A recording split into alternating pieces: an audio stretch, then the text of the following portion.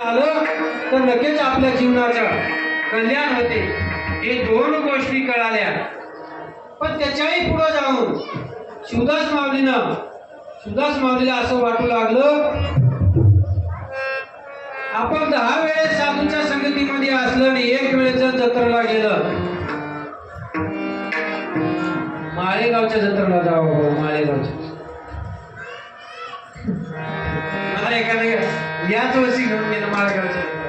काय केलं काय नाही, योगायोग खंडोबाच्या मनामध्ये काय आलं, दर्शन करायचे आलं खंडोबाचं. माझ्या ध्यानामध्ये नव्हतं, मनामध्ये आमचे एक मित्र आहेत ज्ञानेश्वर पाटील म्हणून, आणि त्याने अचानक आले, गाडी घेऊनच आले दुकानासमोर. चला म्हणले पाटील, खंडोबाच्या दर्शनाला जावं. आता दर्शना एखादी जेवणाला कुठं काही दुसऱ्या म्हणलं तर चालते माणूस, पण देवाच्या दर्शनाला म्हणल्यानंतर मलाही वाटलं देवाच्या दर्शनाला जावं. केलं, दर्शन घेतल्या, खंडोबाचं दर्शन घेतलं, म्हणून प्रसन्न झालं. बाकी जर आता पुढे गेलं तर नाही ते बघायला भेटू लागलं, नाही ते दिसू लागलं. आणि दिसल्याच्या नंतर कलियुग आहे. कलियुग किती जरी साधू झाला, किती जरी तपी झाला, किती जरी कीर्तनकार झाला, आमच्यासारखी तर चिंगल सोडावं आम्ही या ठिकाणी उभा टाकायची सुद्धा पात्रता नाही. परंतु योगायोग आहे, माऊलीची कृपा आहे, त्याच्या आदेशाप्रमाणे बोलावं लागते. पण त्या ठिकाणी गेल्याच्या नंतर डोळे झाकून काय चालता येते का?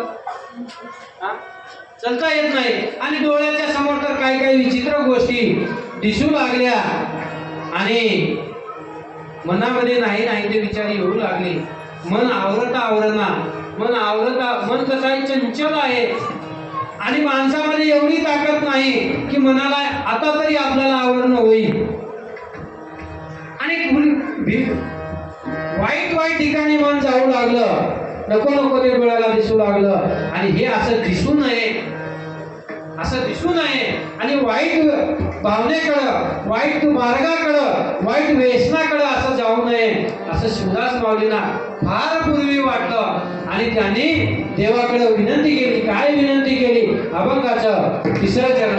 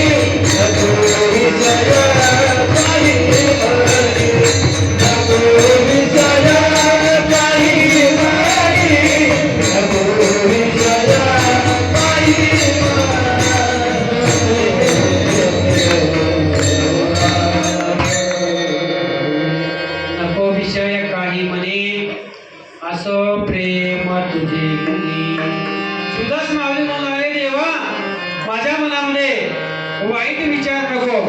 एकच गोष्ट सांगतो वाईट विचाराबद्दल, आणि पुढे जायचं आहे आपल्याला. टाइम कमी आहे. एका दुकानामध्ये एक व्यक्ती गेला.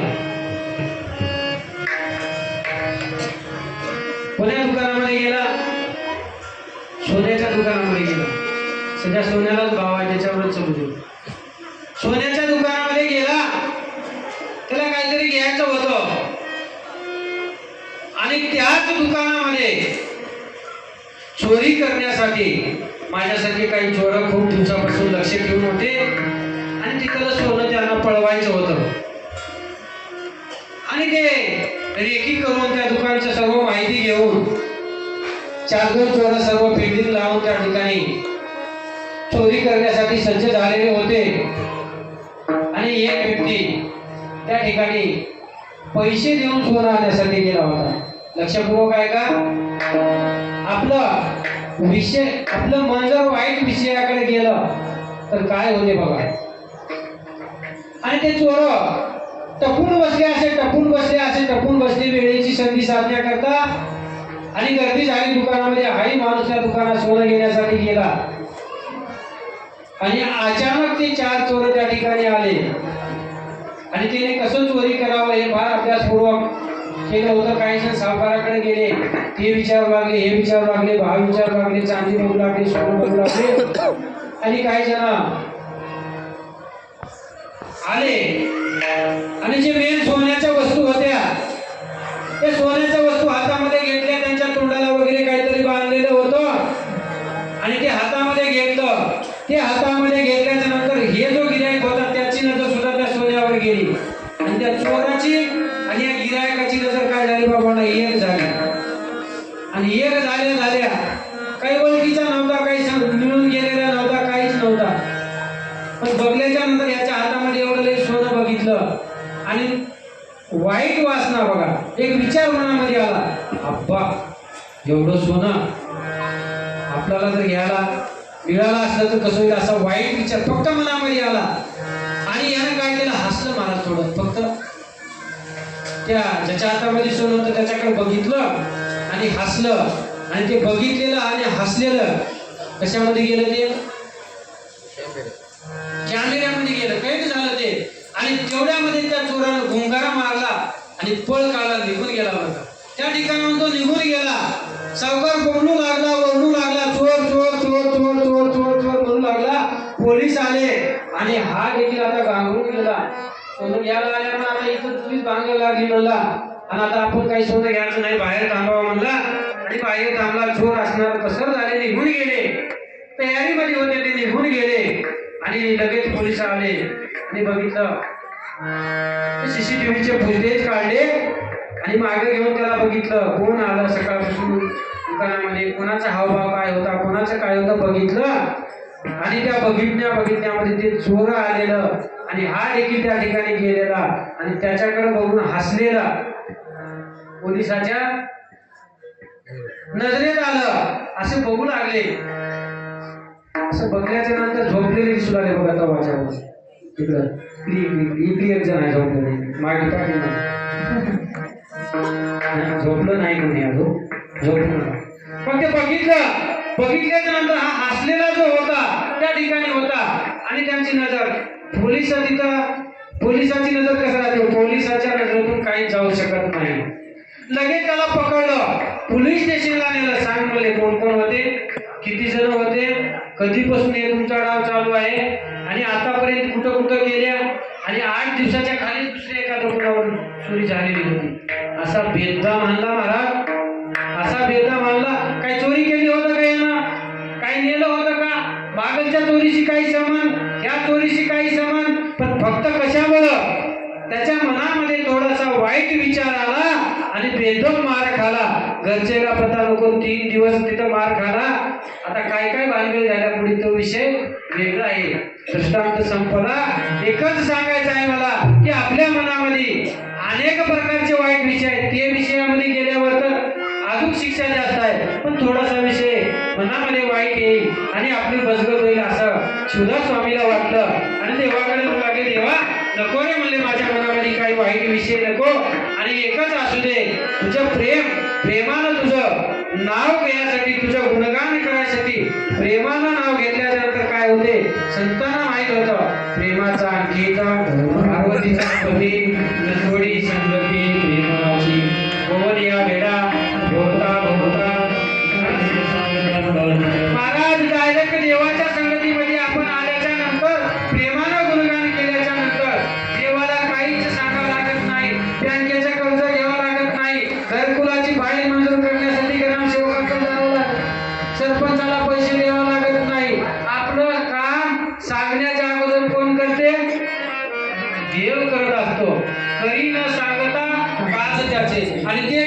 म्हणजे काम करण्यासाठी काय करावं लागते? प्रेमानं, असो प्रेम तुझे गुणी, आणि प्रेमानं भजन केल्याच्या नंतर तो आपला अंकित नाही नाही खडे सुधारले तो असं म्हणले. आणि हे सत्य आहे महाराज, त्रिकाल सत्य आहे असं शिवदास माऊलीला वाटलं आणि मागणी केली. ती सुद्धा देवाने मागणी मान्य केली. आणि तुम्ही आम्ही सुद्धा आपल्याला जर कळलं असेल तर आपण सुद्धा देवाला विनंती करा. देवा, सर्वांनी आपण प्रार्थना करूया की देवा, माझ्या मनामध्ये असणार काही वाईट नको, आणि तुझे असणार मला विसर नको, आणि संगत असणारी साधूची मला द्या, आणि माझ्या मनामध्ये वाईट विषय येऊ देऊ नका, आणि तुझ्या गुण गाण्याकरता, नामचिंतन घेण्याकरता माझं मन सदा पवित्र असावं. भावाभावामध्ये भांडणं लावायची बुद्धी मला येऊ नये, जावाजावामध्ये भांडणं लावायची बुद्धी मला येऊ नये, सासू सुनामध्ये भांडणं लावायची बुद्धी मला येऊ नये. काही काही ठिकाणी तर बघा, इकडं नाही दुसरीकडं, आमच्या गावाकडे, आमच्या गाव जवळ आहे बाबा ना, ते येणार आहे येणं तिथं सांगितलं तर पुन्हा म्हणजे तिकडं दुसऱ्या तालुक्यातलं जे माणसं आवडीनं काही करतात त्यांना करू देणार महाराज. ज्याला काही करता येणार इकडं काही माहित नाही ते ढवळा ढवळ करतात, काहीतरी करून त्याचं पटलं वाटलं काकाला. एकच माणूस असता कोणी असल्यासारखं वाटणार नाही. कारण का, ज्याला इथलं काहीच आहे ना, एकटा माहिती आहे गावाला संप्रदाय म्हटलं काही माहित नाही, एक अभंग पाठ नाही, पंचकलशाचं पूजन कधी करावं माहित नाही, डाळ विण्याची पूजा कधी करावं माहित नाही, कारभार करायला तयार. आणि जे करणार आहे त्याला एक वेळेस तू नको म्हणल्यानंतर त्याला करणार काय. हात जोडून विनंती आहे, राष्ट्रसंतांनी माझ्या खूप तळमळ केली हो, या संप्रदायासाठी खूप तळमळ केली. अन्नाचा कण घेतला नाही महाराज, अन्नाचा कण घेतला नाही. एक एक दिवस एका दिवशी 10 कार्यक्रम, माझ्या माऊलीला 10 कार्यक्रम असायचे. एकदा जर भक्तिस्थळाहून स्नान पूजा करून निघाले तर कधी कधी तर असा प्रसंग यायचा की त्यांना रात्रीच्या 11 वाजायचे, पण त्यांची लिस्ट संपत नव्हती. ह्या गावून त्या गावला, त्या गावून त्या गावला. कारण माऊली ज्या गावला तारीख द्यायची त्या गावला नक्की जायचे. कुठलाच कार्यक्रम असं मागे पुढे व्हायचा नाही. दीक्षा असायची, अनुग्रह असायचा. खूप तळमळ केली, एक दिवस उपाशी राहिली माझ्या माऊलीनं, आणि हा संप्रदाय उभा केला. सर्वांना हात जोडून विनंती आहे, प्रत्येका गावच्या सर्वांना विनंती आहे, त्या संप्रदायासाठी माऊलीनं माझ्या खूप त्याग केला रे. आणि त्या त्यागाचा जर आपल्याला सांभाळ करायचा असेल तर आपल्या मनातले वाईट विचार, वाईट बुद्धी, वाईट वासना, आपल्या घरात शेताचे, घरात दुराचे जे वैयक्तिक काही भांडणं असतील आपल्या घरी ठेवा, आणि संप्रदायात त्या ठिकाणी स्थायी हो एकमेका त्या ठिकाणीच आनंद आहे. ज्या वेळेस सर्व एकमेकाने येतात, तुकाराम दादा, बाबू अण्णा, भास्कर पाटील, आमच्या संगीताताई सर्वजण या ठिकाणी आले तर अशा नौक्या कीर्तनाला स्वर जरी नसला, ताल जरी नसला तर ती जागा भरून निघते. आणि यानं जरी ताल नाही त्या गायला वाजवायला जरी कोणी नसलं तर त्या ठिकाणी भंग होत असतो. त्यामुळं हात जोडून विनंती आहे, जोडून या. आपण पहिलं म्हणून गेलेलं आहे, या हा संप्रदाय जर टिकवायचा झाला, राष्ट्रसंतांची तळमळ जर आपल्याला टिकवायची झाली तर नाच होऊ देऊ नका साहेब आम्हाला. आणि जरी कोणी कुठं गडबड करायचा प्रयत्न केला तर चांगल्याने एकच करा, त्यांना काही वाद घालत बसू नका. शांत राहा, अलिप्त राहा, सेवा सोडू नका. नक्कीच वेळ येईल, आणि एक दिवस असं येईल की चांगल्याचा दिवस येतो. देर है लेकिन अंधेर नाही है, आणि सत्यच टिकते आणि बाकीचे शब्द गळून जाते. त्याकरता सर्वांना विनंती आहे, हा 19 वर्षाचा सप्ताह झालेला आहे. 50 वर्षपूर्ती अशीच आनंदाने व्हावी. नवे नवे आपल्या बघण्यामध्ये 100 वर्ष सुद्धा काही शाश्वती आहे का? काही शाश्वती नाही. कोण दिवस येईल कैसा नाही असे म्हणत हे शरीर. आता काही भरोसा नाही. मी कदाचित असेल नसेल, तुम्ही असाल नसाल,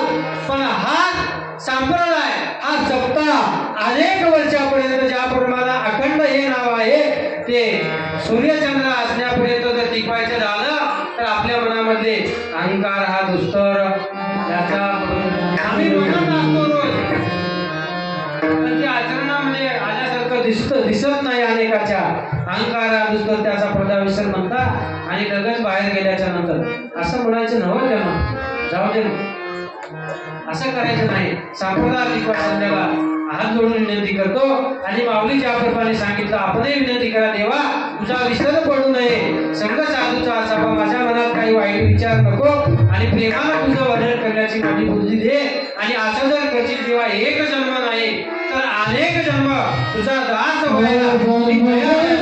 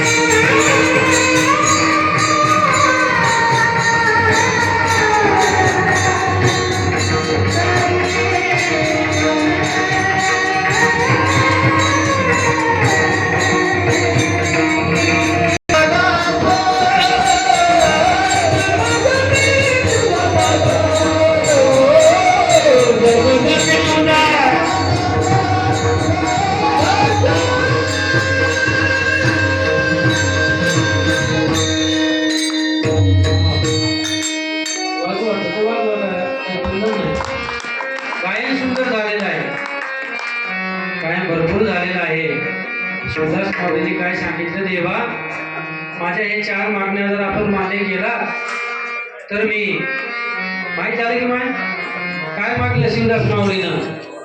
तुझा विसर नसावा, संग साधूचा, माझ्या मनामध्ये काही विषय वाईट, तुझं गुण प्रेमानं गाण्याची बुद्धी मला, आणि असं जर असेल तर प्रत्येक जन्मामध्ये मी तुझा रास व्हायला तयार आहे. ही मागणी शिवदास माऊलीने मागणी केली. हा अभंग एवढ्याच सांगण्यापुरता मर्यादित नाही. अनेक याचे अर्थ असू शकतात, माऊलीची अनेक दुसरी कल्पना असू शकते. माझ्या बुद्धीला जे वाटलं त्याप्रमाणे मी हा अभंग सोडवण्याचा प्रयत्न केला. त्या अभंगावर आतापर्यंत 3-4 कीर्तन केलो.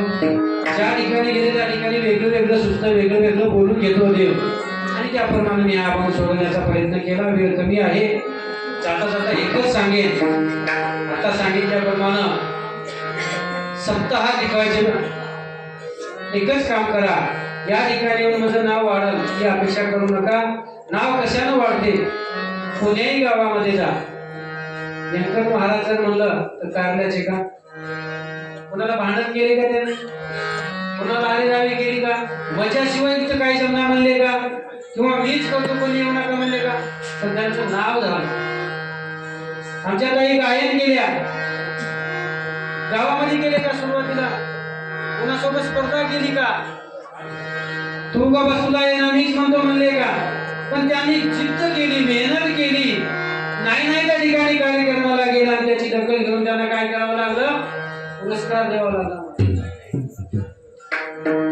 काही माया असे आहेत 2-3 शिवपाठाचे आवड घेतात, धरले असं पूर्ण शिवपाठ पाठ ऐकायला देणार नाही. आज शिवपाठ असं कृपया करू नका. दंडेलशाही केल्यानं नाव व्हायला, कर्तृत्वाने बनतो माणूस, आपल्या कर्तृत्वाने बना मोठं व्हा. या ठिकाणी लोकांच्या गावच्या पट्टीवर कोणी दंडेलशाही करू नका किंवा मीपणा करण्याचा मितूपण हा न उडे. ज्यावेळेस माणसाचा मितूपण जाते त्यावेळेस या ठिकाणी सुख मिळते.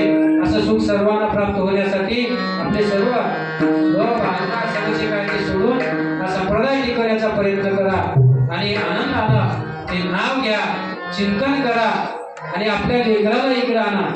कारण का आपलं लेकरं जर इकडे आलं तर तुम्हाला उद्या सोयीचं होईल. नाहीतर माईला माय म्हणणार नाही, बापाला बाय म्हणणार नाही. समजा हे तुम्हीच येऊन बसू नका. जसं LKGला, UKGला, नर्सरीला मोंबू त्याला रट्टे देऊन वाटला होता, त्याप्रमाणे या ठिकाणी घेऊन यायला तरच धर्माचं शिकवण भेटल. कारण का शिक्षण घेऊन खूप मोठ्या डिग्र्या घेऊन मोठे झाले, पण आज आई बापाची सेवा करायला त्यांच्याकडे वेळ नाही. कारण धर्माचं शिक्षण कमी पडलं. आई जरी दवाखान्यात असली तर फोन पेवर पैसे लागेल तेवढे टाकायची काही जणांची तयारी आहे. काही जणांना त्याच्या द्यायला बघा म्हणायची तयारी आहे, पण त्यांना सांभाळायची काही तयारी. कारण आपण चुकलो त्यांच्या पाळण्यातून असण्यापासून ए फार अक्कल, बी फार बाल आणि दोसक्या तोंडा घाल. शिक्षण शिकू नका असं माझं मत नाही, पण शिक्षणाबरोबरच जसं शिवाजी महाराजाला मनमोहन स्वामीला ज्याप्रमाणे धर्माचं शिक्षण भेटलं आणि ते कीर्ती केले, जगामध्ये नाव केले, त्याप्रमाणे आपल्या लेकराचं नाव व्हायचं असेल, आपल्याला म्हातारपणी जर इकडे तिकडे भटकायचं नसेल तर या ठिकाणी घेऊन या. त्याला काही करा, जेवू देऊ नका, उपाशी ठेवा, पण सत्यामध्ये प्रत्येक कार्यक्रमामध्ये घेऊन या असं या ठिकाणी सांगतो. झालेली एवढी आपली सेवा बघा. माझ्या आईने वडिलांनी मंदिरामध्ये गेलं. मंदिरामध्ये आमच्या गावामध्ये उत्तम काकाला माहिती आहे पोथी पुराण चालायचे आणि ते ऐकून येऊन माझ्या माईनं मला ते रोज सांगायचं, झोपताना उठताना बसताना.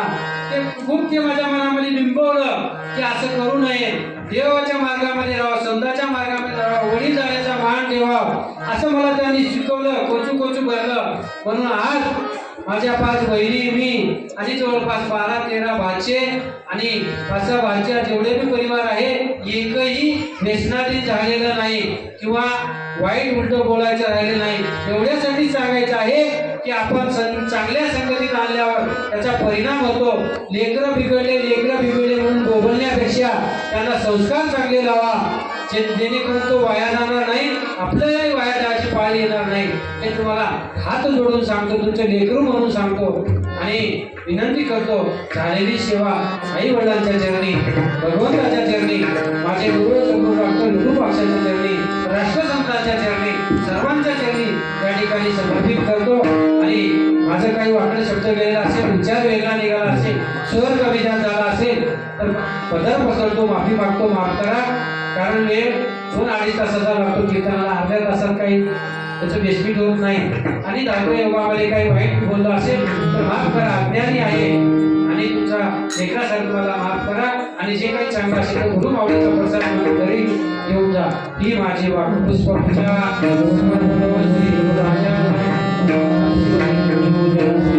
या ठिकाणी साऊंड सिस्टम वाले आमचे देवदास पाटील यांनी सुद्धा अत्यंत चांगल्या प्रकारचं सहकार्य केलेलं आहे. अगदी चांगली सिस्टम दिली आहे. त्यांच्या सुद्धा चरणी नतमस्तक नंतर आलेले भगवाचे सुद्धा सुंदर बघा, वय किती लहान आहे. नाव याच्यानं होत असते. कुठलं आहे? वा वा, जगी काय पुत्र आईसा वा वा, वंश बघा भाग्यवान आहे. तुकाराम दादाचं नाव परिचित आहे. आता तू त्यांच्या पायावर पाय ठेवून असं होते बघा, नाहीतर आता सांगायचं भरपूर आहे. असं जर केलं तर तिकडल्या मार्गाला जातो. त्याच्याकरता लेकरं घेऊन या. त्यांनाही धन्यवाद, सर्वांना धन्यवाद देतो आणि याच ठिकाणी थांबतो. गुरुराज